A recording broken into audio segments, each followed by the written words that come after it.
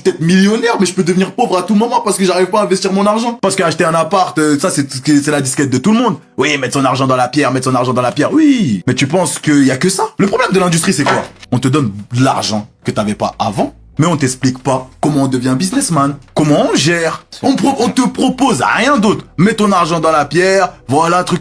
Il y a aucune éducation financière. Niska a totalement raison et c'est un vrai problème pour tous ceux qui, comme lui, sont issus de la classe moyenne ou précaire. Quand tu viens d'un milieu modeste, d'une famille qui avait peu de moyens, qui a connu beaucoup de galères financières et parfois le manque, et que d'un coup tu te retrouves avec des grosses sommes d'argent, la réalité c'est que c'est extrêmement difficile à gérer. Parce que l'argent, on n'apprend pas à le gérer quand on en a beaucoup. On apprend à le gérer avec les premières sommes qu'on a entre les mains. Mais quand personne ne t'a appris comment faire, comment épargner, investir, protéger ton argent, etc., bah tu fais comme beaucoup de gens. Tu dépenses, tu fais confiance trop vite, tu prends de mauvaises décisions, et c'est comme ça que certains finissent par tout flamber et se retrouvent des années après sans rien. C'est vrai que la majorité des gens n'ont qu'une seule référence en investissement, à savoir l'immobilier, alors qu'il existe plein d'autres manières d'investir, plein d'autres stratégies, plein d'autres façons de faire grandir un patrimoine. L'autre sujet dont on ne parle jamais, c'est la gestion de l'entourage.